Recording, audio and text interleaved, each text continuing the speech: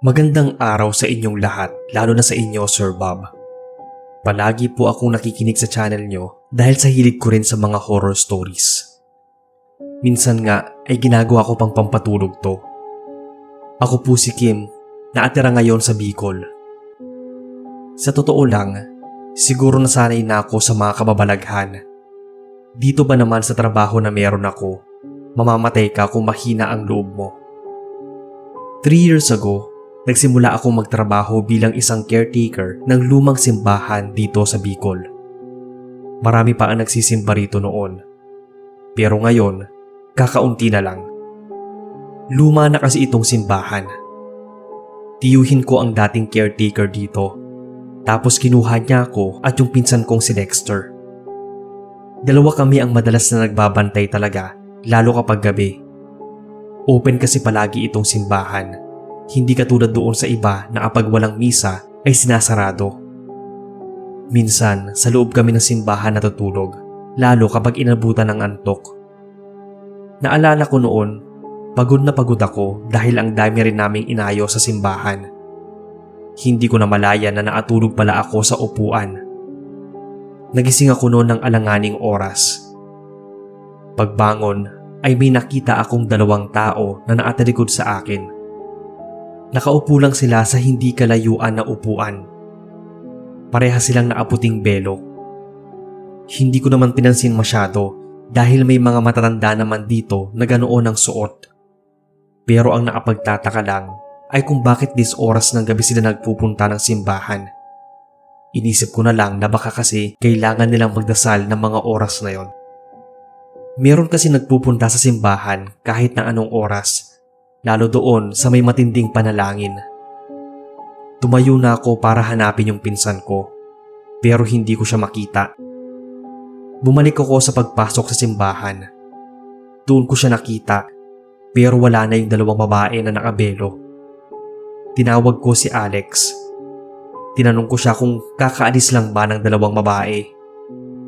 Nagtaka naman siya dahil wala namang tao sa loob maliban sa kanilang 2. Sinabi ko pa sa kanya na may 2 nakaputing belo na kanina ay nagdadasal. Baka ako umalis na nga. Ipinagsawalang bahala na lang namin yon. Kasi hindi naman nakakatakot yung iniisip ko nung mga sandaling yon. Pero habang tumatagal, napapadalas ko nang nakikita yung 2 yon. Minsan, hindi lang sila. May iba't ibang tao pa na nakabelo. Minsan, nakakita ako ng babae na nakaluhod habang papunta sa may unahan. Kapag nakakakita ako ng ganon ay deadma lang. Kasi may kanya-kanya namang paraan ang mga tao pagdating sa pananampalataya. Ang hindi ko lang gets, bakit gagawin nila yon madalas sa pagitan ng 2 to 3 AM? Doon pa sa mga araw na walang misa. Hindi na lang nila hintayin ng umaga. Minsan pa, narinig ko sa tiyuhin namin na ang simbahan daw ang may pinakamaraming kaluluwa o multo na makikita kaysa sa sementeryo. Doon na nagsimula ang kilabot na naramdaman ko nung kinuwento yon ni Tito na minsan daw yung mga taong nakikita namin sa loob ng simbahan ay hindi na raw pala buhay na tao. Ilang taon na kasing caretaker si Tito kaya marami na siyang nakakasalamuha at naranasan.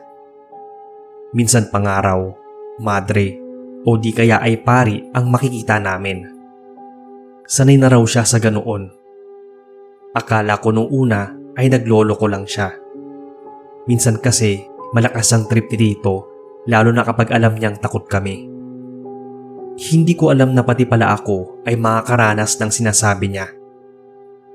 Isang gabi, habang magkasama kami ng pinsan ko, nasa likuran kami nun. Napansin ko na may 3 madre na pumasok sa loob. Tinanong ko si Alex kung sino yung mga yon.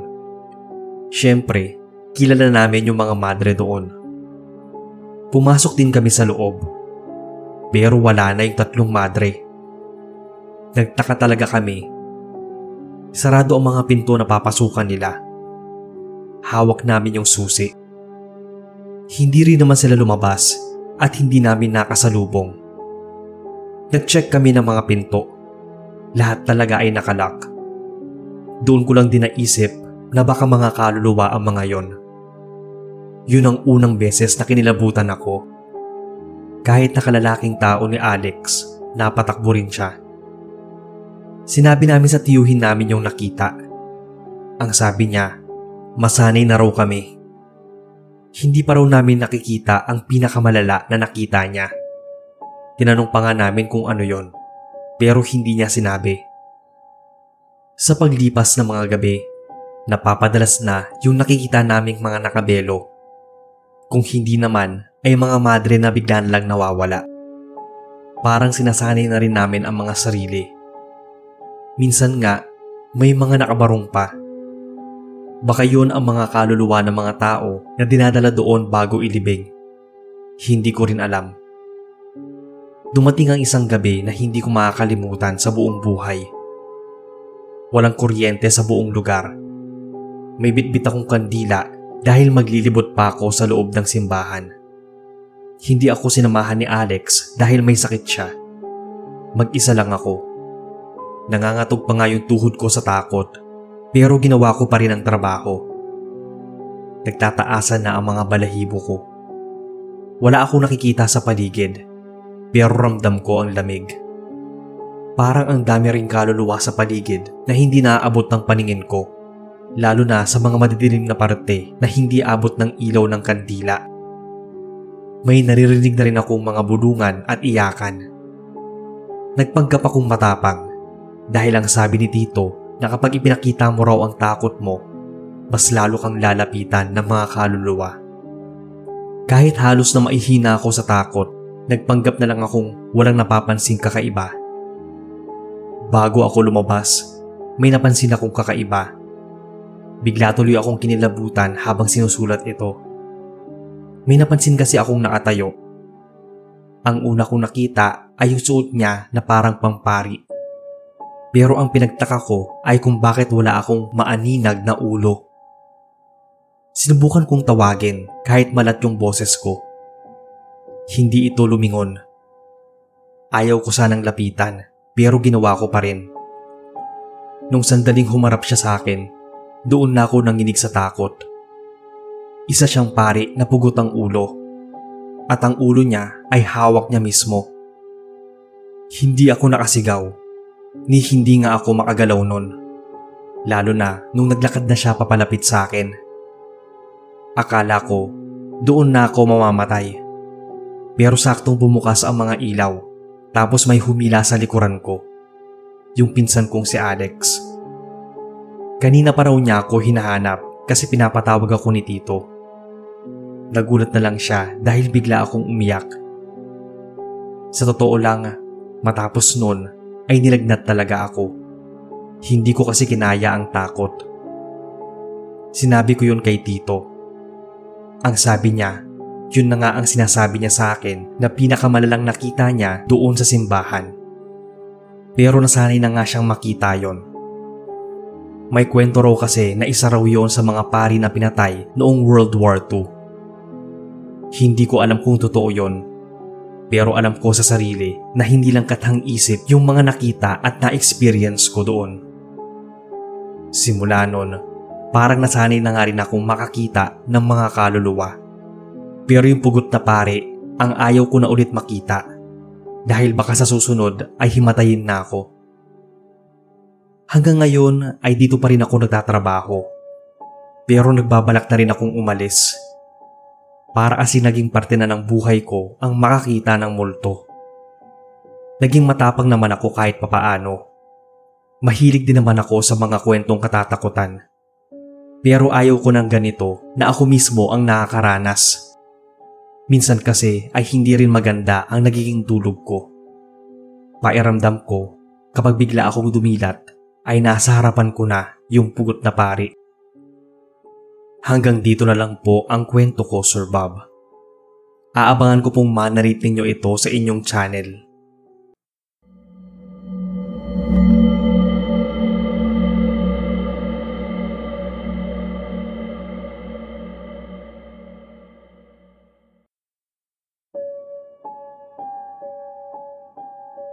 Mapagpalang araw sa inyo, Boss Bob, at sa lahat ng mga nakikinig.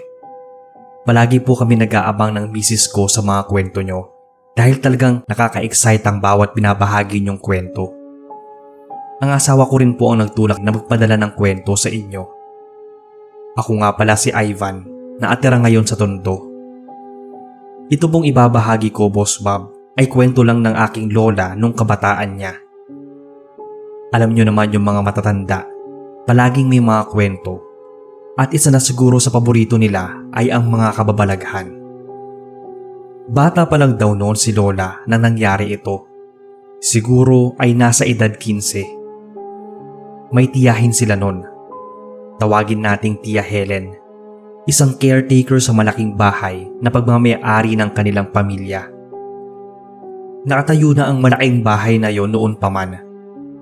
Ang sabi kay Lola ay itinayo yon ng mga ninuno namin simula pa nung panahon ng Kastila. Hindi maikakaila na mayayaman naman ang mga ninuno namin dahil ang mga taong mayayaman lang ang may ganoong klaseng bahay noon. Luma at matibay na dahil ilang gera na rin ang napagdaanan ng bahay na yon. Wala naman nang tumira doon maliban sa tiyahin ni Lola. Minsan, nagpupunta sila sa bahay na yon. Pero hindi rin sila nagtatagal dahil nga nakakatakot. Hanggang sa paglipas ng mga araw, ginawa nilang paupahan ng bahay. Minsan, may kumukuha kahit na isang linggo lang, lalo na yung galing sa malalayong lugar na gustong magbakasyon doon. Nung mga panahon kasi nila, hindi pa uso o masyado pang mahal ang mga hotel, kaya walang tutuluyan ang mga gustong magbakasyon. Yun ang naging kabuhayan ng tiyahin nila. Ngunit sa paglipas ng mga panahon, parang naging malaking misteryo ang bahay na yon. Dahil minsan, may mga dayo na nawawala na lang sa loob ng bahay. Hindi na rin nakikita pa ang katawan. Naging tampulan daw yon ng bali-balita na baka naman may halimaw sa loob. Kahit na anong issue na mayroon sa loob ng bahay, hindi nawala ang kabuhayan ng tiyahin ni Lola.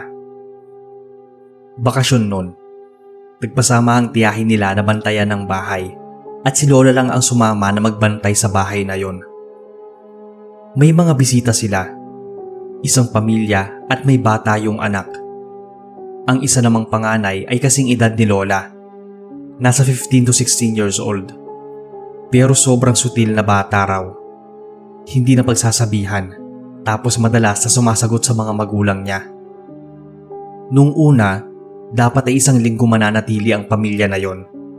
Pero 3 araw lang silang namalagi dahil nawala ang panganay nilang anak. Hindi nila alam kung anong nangyari. Kasi nung gabi na yon, pinagalitan siya ng mama niya dahil gusto ng bata na lumabas ng bahay. Nagkasagutan sila sa loob ng bahay dahil nga matigas ang ulo nun. Hindi nila sigurado kung tumakas ba yung anak nila dahil noon pa raw sa bahay nila ay ganoon na talaga katigas ang ulo niya. Kapag ginusto niya raw na gumala, gagala talaga siya. Noong mga panahon na yon, nauso rin yung mga nawawalang bata na kinukuha ang mga laman loob.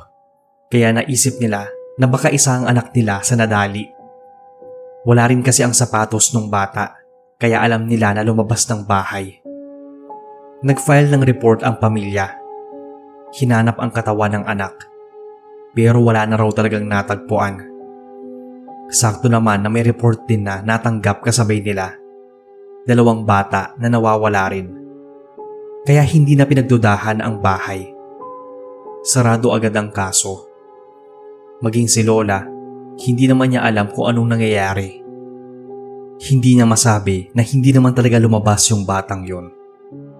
Ang naaalala niya lang, bumaba sa basement yung bata, pero hindi na niya sinundan. Nung 2 na lang sila ng tiyahin niya sa bahay, nagtanong siya kung bakit parang palaging may nawawalang tao na tumitira sa bahay na yon. Ang sabi sa kanya ng Tia Helen niya na baka raw kasi sutil na tao ang mga yon. Parang daw binabawasan lang yung mga masasamang tao sa mundo. Hinayaan yun ni Lola dahil hindi niya pa alam ang sikreto ng pamilya nila. Hindi naman daw niya alam na may malaki palang lihim na nakatago sa ilalim ng bahay. Nalaman niya lang yon isang gabi. Pinasok sila ng mga magnanakaw. Dahil dalawa lang silang babae, hindi nila alam ang gagawin kasi pwedeng hindi lang pagnanakaw ang magagawa sa kanila. Pinatago si Lola noon sa basement. Tapos yung tiyahin naman niya ang naghanap ng paraan para mapaalis ang mga magnanakaw. Iyak ng iyak noon si Lola dahil hindi niya alam kung mabubuhay pa siya kapag nakita siya. Wala raw ilaw sa basement. Nadapa pa nga raw siya noon dahil sa taranta. Naapagtago naman siya. Pero napansin niya na may nagbukas ng pinto. Parang pababa ang mga magnanakaw dahil dinig niya ang dalawang lalaking nag-uusap. Pero hindi nagtagal, narinig na lang niyang nasasaktan na ang mga ito at humihingi ng tulong. May malagkit na likido ang naramdaman si Lola na tumulo sa kamay niya. Pakiramdam niya ay dugo yun. Doon niya nalaman na may kakaibang nilalang sa basement na siyang matagal na palang inaalagaan ng pamilya nila. Tao raw ang katawan nito, pero nakatuwad. Tapos mukha raw aso, maging ang balahibo sa katawan niya. Noon lang daw nakakita si Lola ng ganong klaseng nilalang. Hindi nga niya alam kung nananaginip lang ba siya o ano. Aswang kung tawagin niya ito. Hindi niya alam eksakto kung anong tawag. Hindi rin naman daw yun sigbin, pero parang sigbin na halong tao. Akala niya, siya na ang isusunod na kainin ng aswang na yon. Pero hindi siya pinakailaman. Namatay ang tiyahin niya. Sinaksak daw ng mga magnanakaw. At ang kumuha kay Lola ay yung tatay niya na siyang kapatid ni Tia Helen. Hindi na nakalimutan pa ni Lola ang tungkol sa aswang na yon, kaya nagtanong siya sa tatay niya. Alam ni Lola na may alam ito sa anuman ang tinatago ng pamilya nila sa bahay ng mga ninuno. Nalaman ni Lola na ang aswang na yon ay ang anak ng kalulolohan nila. Matagal na raw yun nabubuhay doon. Ang sabi sa kanila, kakambal daw yon ng anak ng lolo niya. Basta sa unang generation ng family nila. May kakambal daw yung tao, pero dahil kakaiba ang itsura niya, itinago na lang nila ito. Noon daw kasi, may kamag-anak sila na may lahing aswang, kaya daw baka iyon ang dahilan para magsilang ng ganoon ang itsura. Ipinapapatay daw yun dati, pero hindi nila magawa. Dagdag kwento pa kay Lola na matagal na nilang inaalagaan yon. Maging ang lolo niya raw ay naging caretaker sa bahay nilang yon para magbantay. Nagbibigay din daw ng swerte yon, lalo na sa negosyo. Kaya ang daming negosyo ng pamilya nila noon. Kaya hindi maikakaila na nagmula talaga sa mayamang pamilya sina Lola. Ang sumunod na naging caretaker ay yung tatay ni Lola. Siya na ang nagbantay at nag-aari ng tao sa aswang na kamag-anak nila. Hindi na rin ginusto pa ni Lola na makita ulit ang kakaibang nilalang na yon. Nawala na lang yun bigla nang magkaroon ng sunog sa lugar nila. Parang doon namatay yung aswang. Kasi nung naapula ang sunog, talagang abo na lang ang natira sa bahay. May nakita silang sunog na katawan sa loob, samantalang nakalabas naman noon sina Lola sa bahay. Simula rin daw nang namatay ang aswang na inaalagaan nila, unti-unti na rin naubos yung kabuhayan nila. Nalugi ang mga negosyo, nagkaletse-letse ang mga ari-arian. Naubos daw talaga hanggang sa huling sentimo. Kaya simula nun, lahat ng kung anong meron si Lola ay bunga ng pagsisikap niya. Iniisip nga ni Lola na siguro daw kung hindi namatay yung aswang na yon, baka hanggang ngayon ay mayaman pa rin ang pamilya namin. Nung una ko ang narinig yung kwento niya, hindi ako makapaniwala dahil syempre matanda na siya. Baka yung mga kwento niya sa buhay ay gawa-gawa na lang ng utak niya o yung imagination ba. Pero nung inalam ko ang tungkol sa mga sigbin at nahilig na rin ako sa mga kwentong aswang at kababalaghan, meron ngang ganon. Parang kung sino man ang may alagang sigbin, nagbibigay talaga ng biglaang swerte sa kanila. Pero kapag nawala yon, hanggang sa huling sentimo ay mauubos talaga ang kabuhayan. Mukhang ganoon din ang nangyari kina Lola noon dahil nga namatay tila ba ang sigbin na alaga nila. Hindi man sigbin na maituturing dahil nga ipinanganak din daw sa paraan kung paano ipanganak ang isang tao. Hindi ko rin naman naabutan pa yon.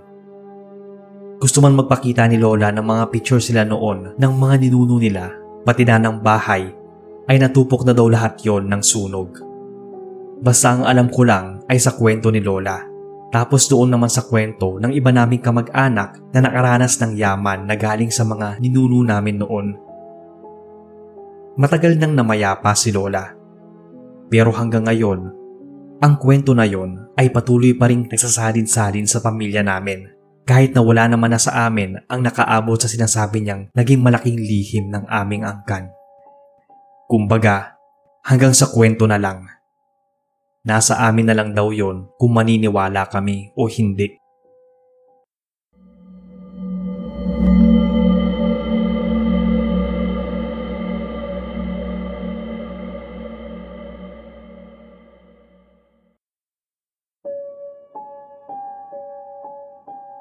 Hello po sa inyo, Sir Bob. Tawagin na lang akong Rosalinda na atira sa Maynila. Isa po ako sa mga silent listeners ng inyong channel. Nagugustuhan ko po kasi yung mga kwento na ninanarate ninyo at palagi kong inaabangan. Marami na po akong karanasan sa mga katatakot-adayan, pero itong isang kwento ang hindi ko makakalimutan. Caretaker ng isang bahay ang nanay ko at ako ang kasama niya noon. 5 kaming magkakapatid at ako ang bunso. 11 years old pa lang ako nang mangyari ito. Noon pa man talaga ay trabaho na ni nanay ang pagiging caretaker. Siya ang nire-rekomenda minsan, lalo na at mapagkakatiwalaan talaga siya. Itong bahay na pinapabantay kay nanay hanggang 3rd floor. Maganda pero mukhang luma na rin. Alam niyo po yung bahay na mukhang malungkot kahit na anong ganda ang pagkakagawa. Hindi ko alam kung tama ba yung pakiramdam ko o baka sadyang tahimik lang kasi nung panahon na yon. Dahil ako bilang bata naman kung ano-ano ang pinaggagawa ko sa bahay. Meron dong isang kwarto na puro laruan lang. Siguro kwarto yon ng anak ng may-ari. Para din kasing pambata. Meron pang mga damit pang baby. Hindi ko kasi nakilala yung may-ari kaya hindi ko alam kung may anak ba sila. Basta ang sabi lang, mga 2 buwan silang mawawala dahil magpupunta sa ibang bansa. Masaya akong naglalaro noon. Hanggang sa isang araw, habang binubutinting ko ang mga laruan, may batang lumapit sa akin. Siguro ay mas matanda ako sa kanya. Nakita ko lang siyang nakatayo sa likuran ko, tapos sa atingin sa nilalaro ko. Nagulat ako nung una kasi syempre ang akala ko kami lang ni mama ang nandoon. Tinanong ko siya kung anong ginagawa niya. Ang sabi nito ay laro daw kami. Syempre hindi na ako nagtanong pa dahil gusto ko rin naman magkaroon ng kalaro. Masaya kaming dalawa. Yung pangalan pala niya ay Angela. Hanggang sa maghapon na, inaya ko siya na bumaba na kasi nga baka kakain na kami ni nanay. Pero ang sabi niya ay mamaya na raw siya. Pagkababa ko, nakita ko si nanay na may kausap na isang matandang babae. Ang sabi nito, nakamag-anak daw yon ng may-ari. Paalis na rin yung babae. Hinihintay niya lang daw yung anak niya na kasama niya. So inisip ko noon na ang batang kalaro ko yung anak niya. Umalis sila nang di ko nakikita kasi nasa kusina ako noon. Ilang araw ang lumipas, nagpakita na naman sa akin si Angela. Bigla na lang kasi siyang sumusulpot kasi. Naglaro kami buong maghapon. Tapos nagtanong siya sa akin kung dati na raw ba ako doon sa bahay na yon. Ang sabi ko ay hindi naman. Ikinuwento ko pa nga sa kanya yung buhay namin. Kung ilang bahay na ang nabantayan ni nanay noon. Tapos kung ano-anong trabaho ni tatay. Nagtanong din siya kung masaya bang magkaroon ng kapatid. Ang sabi ko naman ay oo. Kaso kasi lahat ng kapatid ko ay malalaki na kaya wala akong kalaro. Siya raw kasi ay walang kapatid. Tinanong niya kung pwede niya raw ba akong maging ate. Hindi naman ako tumanggi. Napapadalas na siya noon sa bahay. Nasa third floor pala ang kwarto na tinutukoy ko. Basta ang alam ko lang noon, bigla na lang siyang susulpot. Tapos bigla ring mawawala. Hindi naman ako nagtataka dahil iniisip ko na anak siya nung nagpupunta na matanda rito. Sa totoo lang, naging malapit ako kay Angela. Halos araw-araw ko nga siyang hinihintay noon. Bukod sa masaya siyang kalaro, ay ang bait din niya. Para talaga akong nagkaroon ng nakababatang kapatid na pwede kong laruin. Ang dami namin palaging kwentuhan. Hanggang sa nabanggit niya yung mama niya. Ang sabi niya, miss na miss ng araw niya yon. Ang kaso, hindi lang niya pwedeng makasama. Tinanong ko siya kung bakit, kasi ang alam ko ay lagi naman niya itong kasama. Ang naalala ko lang na sinabi niya noon na hindi niya pwedeng makasama kahit na kailan yung mama niya. Gusto na nga raw niyang umalis, kaso paano siya aalis kung ayaw naman siyang palayain ng mama niya? Hindi ko maintindihan yon nung una dahil hindi naman niya direktang sinabi sa akin. Tapos nakiusap siya na pwedeng sabihin ko yon sa mama niya. Ako naman nagsabi na sige, kahit hindi ko lubusang alam yung sinasabi niya. Nung araw na yon, umabot hanggang gabi yung matandang kamag-anak nung may-ari. Sabay-sabay kami naghapunan kasi bukas daw yata ay uuwi na yung nakatira sa bahay na yon. Ang bilis lang ng araw, hindi ko nga namalayan. Habang kumakain kami, may kasama kaming isang babae na ngayon ko lang nakita. Mas matanda ito, siguro kasing edad niya yung panganay namin. Nasa 20-something years old na. Nagtanong ako kung sino siya. Ang sabi ng matandang babae na siya ang anak niya. Nagtaka naman ako. Ang sabi ko pa nga na kung hindi ba si Angela yung anak niya. Hindi siya nakapagsalita kaagad. Nagkatinginan pa nga sila ng sinasabi niyang anak niya. Ako naman, inosenteng naatitig sa kanila. Kasi buong akala ko talaga si Angela yung tinutukoy niyang anak. Dagdag ko pa nga na sana pala pinababa muna nila si Angela sa third floor para kumain. Ayaw niya kasing sumama sa akin pababa. Wala akong narinig na sagot. Pinatahimik na rin ako ni nanay. Kinabukasan, akala ko ay maaga kaming aalis kasi nga parating na yung may-ari ng bahay. Maaga pa naman akong nagising noon. Andoon pa rin yung matandang babae, kaya hinanap ko si Angela para magpaalam. Kaso ay hindi ko na siya nakita. Nakaupo ako sa sofa at ilang beses na nagtanong kay nanay kung anong oras kami uuwi. Sabi niya sa akin na hintayin daw muna namin yung mag-asawa dahil kakausapin daw ako. Nang dumating nga yung mag-asawa, kinausap pa nga ako. Hindi pa ako pinapagalitan. Nagsorry na agad ako dahil pinapakailaman ko yung laruan ng anak nila. Akala ko kasi ay yun ang dahilan kaya gusto nila akong makausap. Pero hindi naman sila nagalit sa akin. Sa halip, tinanong nila yung tungkol kay Angela, kung kailan ko raw siya nakita o kung paano. Kinuwento ko sa kanila na nakikita ko siya palagi doon sa kwarto kung saan may mga laruan. Nagpakita sila ng picture kung yun raw ba si Angela na nakikita ko. Kamukha nga niya, kaya sabi ko ay oo. Pero wala siya dyan ngayon. Nagulat pa nga ako nung umiyak yung babae. Ako lang ata ang walang kamuwang-muwang. Doon ko lang din nalaman na anak nila si Angela. Sakalang pumasok sa utak ko yung pakiusap sa akin ng kaibigan ko na sabihin sa mga magulang niya. Nagtanong ako kung bakit iniwan nila yung anak nila, tapos sila ay nasa malayo. Yung sumagot sa tanong ko ay yung lalaki. Namatay raw si Angela sa isang aksidente ilang buwan nang nakakaraan dahil hindi kaya ng babae na magstay sa bahay nila. Dahil naaalala niya ang anak niya ay nagpa siya muna silang umalis saglit. Yung mga gamit na nasa third floor ay mga gamit ni Angela. Yun daw yung kwarto ng anak nila. Lahat ng gamit simula pagkapanganak ay andoon nakatambak. Kaya pala iyak ng iyak yung babae dahil naalala niya yung anak niyang kakamatay lang. Sinabi ko rin sa kanila yung pakiusap sa akin ni Angela. Mula nung araw na yon, Parang unti-unti nang natatanggap ng babae na wala na talaga ang anak nila. Itinabi nila yung mga gamit ni Angela, tapos yung mga laruan ay dinonate. Nalaman ko na lang din na pati yung bahay ay binebenta nila dahil lahat daw ng parte doon ay naaalala niya si Angela. Hindi naman ako nakaramdam ng takot kahit na nalaman kong kaluluwa na lang pala yung nakakalaro ko noon. Dahil sa totoo lang, mabait talaga si Angela.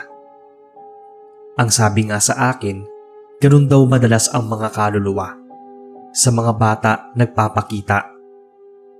Marami rin ang nagsabi sa akin na may mga kaluluwa raw talaga na hindi matahimik dahil hindi pa sila kayang bitawan o palayain ng mga mahal nila sa buhay na nabubuhay pa. Nang tumanda na ako, saka ko lang din nalaman na bukas pala ang third eye ko. Kaya pala madalas akong makakita at makaramdam ng hindi nakikita at nararamdaman ng ordinaryong tao. Sa susunod ko na lang po ikukwento yung iba ko pang experiences. Hanggang dito na lang po muna at salamat sa inyong oras, sir.